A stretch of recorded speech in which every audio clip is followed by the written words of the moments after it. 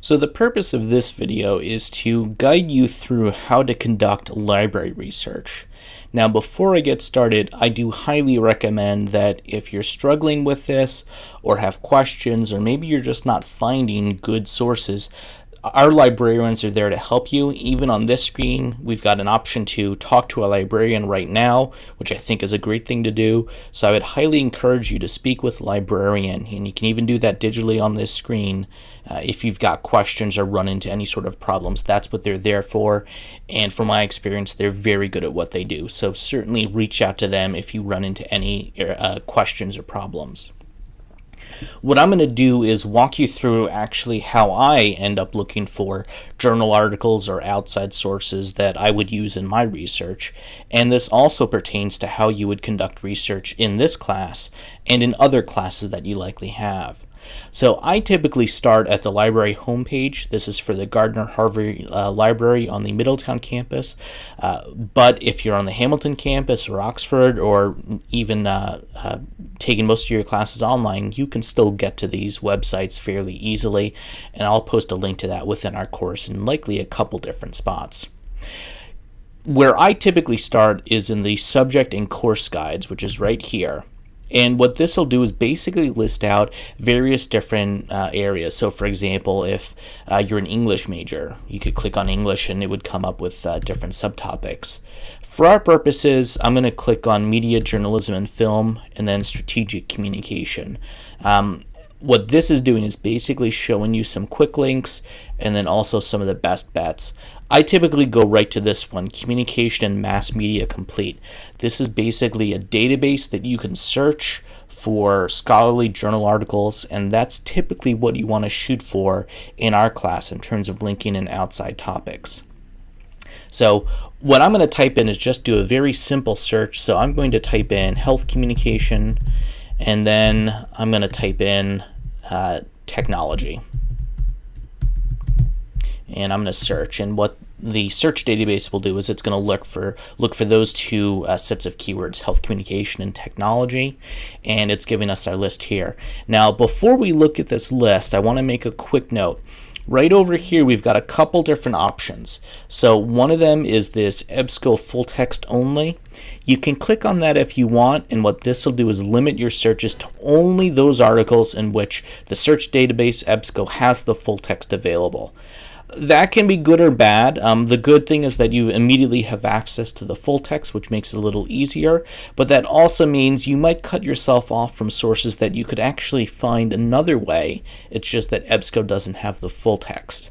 That's a good one to talk with a librarian about. If you find something that potentially looks interesting, but we don't have the full text of it, that's one where if you've got the bibliographical information, a librarian could likely help you find it. What I really recommend you do is click on this box, Scholarly Peer-Reviewed Journals. What this is going to do is limit the searches to just those sources that are of a scholarly peer-reviewed nature. That means they've been vetted by the scholarly community, by experts in the field, and hypothetically only the best research, or only research that meets standards, is published. And that limited our search to a little over 300. So one of the first hits here, health communication research in the digital age, a systematic review. I typically open things in new tabs, but for our purposes, what we're going to do is just add it to our folder, and we're going to come back to it. And we can look through very briefly some of the other ones that we have here. So we've got patient-centered communication through health information technology. That sounds like it could be interesting. We might look at some of the other titles. I'd also encourage you to go a step further and look at the abstracts. For the purposes of this video, I'm just giving you some highlights of how you would look through some of your search, what you find from your search terms.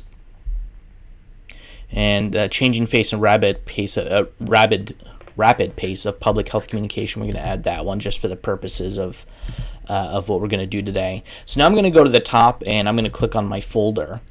and I've got those articles that I kind of bookmarked. Now, there are a couple of different things you can do. What I typically do is I open in a new tab the PDF full text. What that's going to do is basically just give me the article, the PDF of it, which is typically how I like to work with my articles.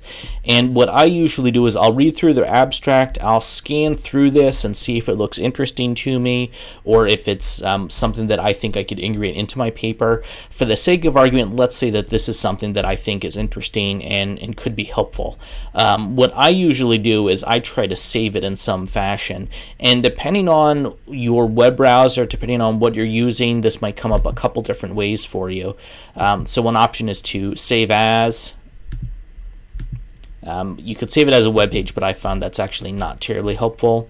You can see if there's some other options. So right here's that little save icon that I was looking for, and I'm just going to save this to my desktop because that's nice and easy.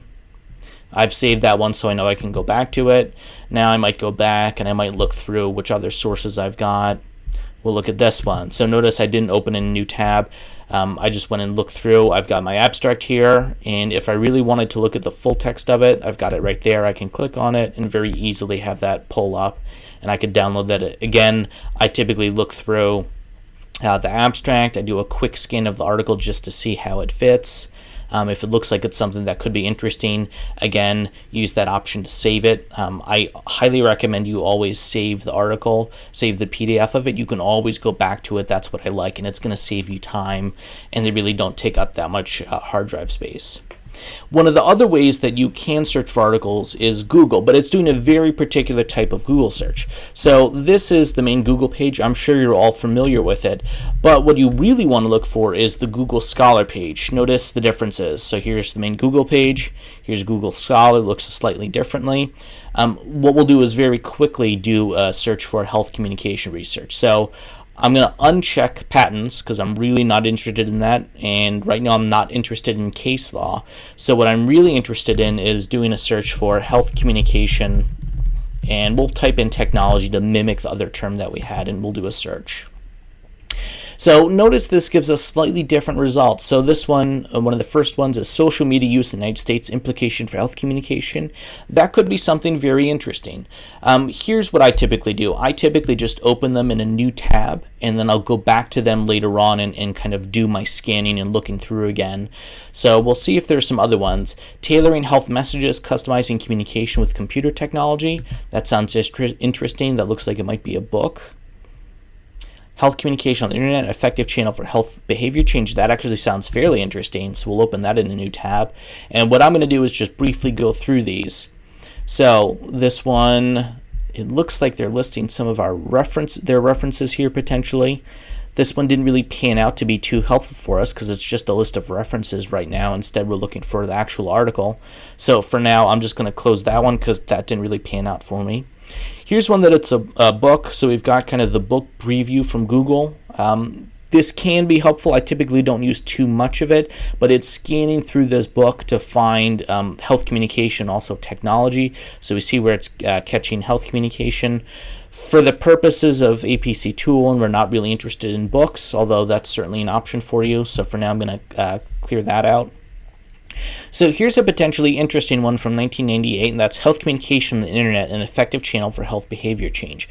So this is from the Journal of Health Communication with international perspectives. So that certainly fits with health communication.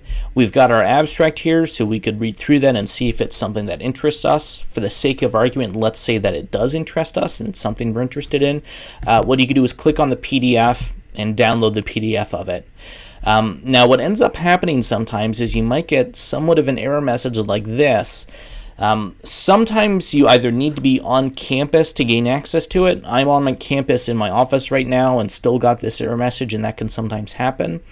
Here's what I typically would recommend doing. I would write down some of the reference information. So I've got the DOI number for this reference. Let's see if we can also find some other information about it. We might end up just going back to this page. What you could do is basically contact the librarians and let them know, I'm looking for this article, is there a way for me to find it? That's the downside of using Google Scholar, is oftentimes you might run into an error like this, and this isn't the first time that I've run into this as well. And sometimes the library can point you in the right direction to find the full text of that article. But for right now, maybe that could be an interesting article, but for now, I'm not really able to gain access to it through the Google Scholar search. Instead, some of the other options that you could do are to look through some of the other search terms that we've got, the results. But in general, I think just using Mass Media Complete and then also going back to the library homepage, if you look in articles and more, and we'll type our same search terms, health communication technology. And when we do a search of this, we'll see what comes up. Again, we're getting different results, but that's often what will happen. So this is searching any keyword where it's got health communication technology. So this is a scenario of adolescent sexual and reproductive health with opportunities for information, communication, and technology use in selected South Asian countries. It's likely highly specific, so that might be outside of what we're looking at. This is one in a different language. I'm not going to bother looking at that because I probably won't be able to read it, and a translation may or may not be available. We've got implementation of information communication technologies for health in Bangladesh. We've also got some other options here. Let's, for the sake of argument, look at this one. This could be very similar to the one that we just found at that health communication journal. Right now, we don't have the full text of it. Notice this one here has full text. This one does not. It's got the Find It button. What the Find It button will do is it'll look through the library resources to see where can we potentially get the full text of that. And full text, hypothetically, might be available from the publisher's site. So we'll click on that and we'll see if it kicks us over to it. It does. And we can look through briefly. And it looks like this might be a translation, which might be okay. So we've got the full text of the article here. Might not be in the best format. Typically, I like to see PDFs, but this is something that you could potentially download or save in some fashion. So we'll see if we can download it. And we'll wait for that to load up. And here appears to be the English translation of this article. So we were able to get the full text of it, and we could download it just like we've done with other ones. We'll just save that. Briefly, that's how you can get to some of these sources. So the Find It button is useful. If you can't find it, or if you use a different way to get to a source, at the very least, copying down the title and then the first author is helpful, if not the whole citation information. And if you can't find something that looks really interesting, definitely reach out to one of the librarians. So we've got an option here where a librarian's online right now, and we could type in our chat option, type in our question. That's a great way to reach out to our librarians, and I would highly recommend you do that.